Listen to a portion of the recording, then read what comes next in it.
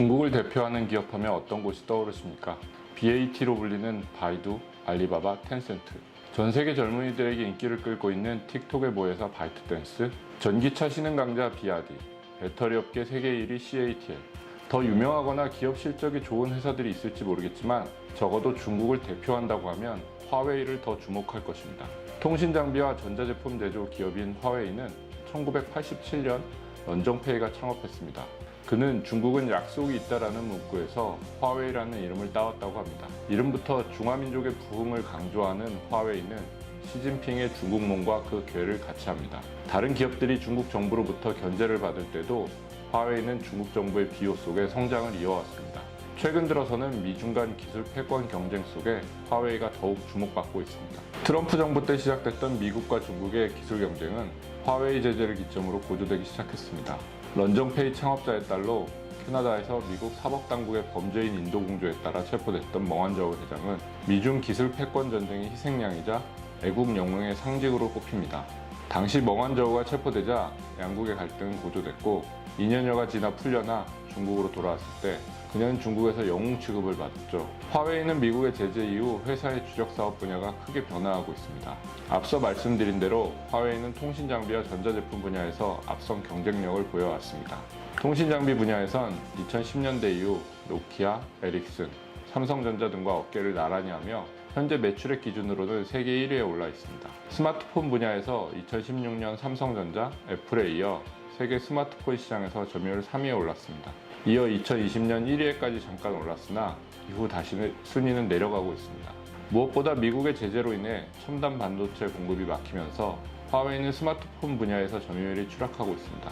중저가 스마트폰 브랜드인 아너는 매각했습니다. 주목할 만한 점은 아너를 인수한 기업이 국영기업인 선전쯔신이라는 곳입니다.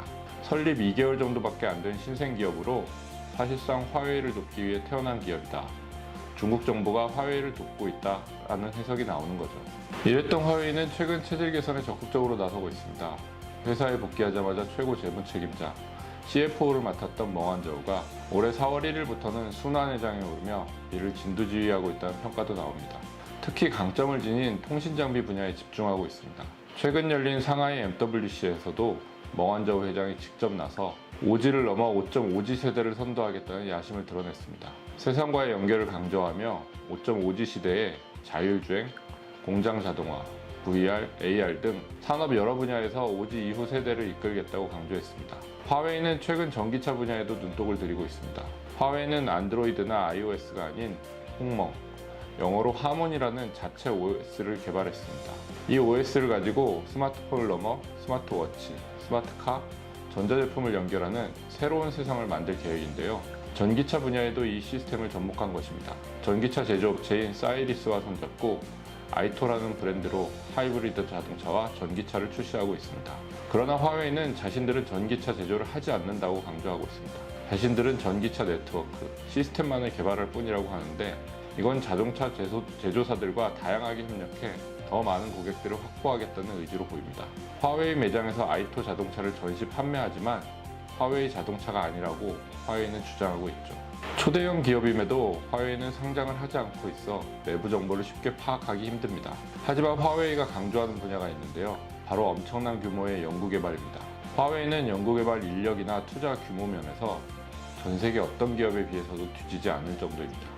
화웨이는 지난해 매출이 전년 동기 대비 0.9% 상승한 6,423억 위안, 약 117조 원을 기록했습니다.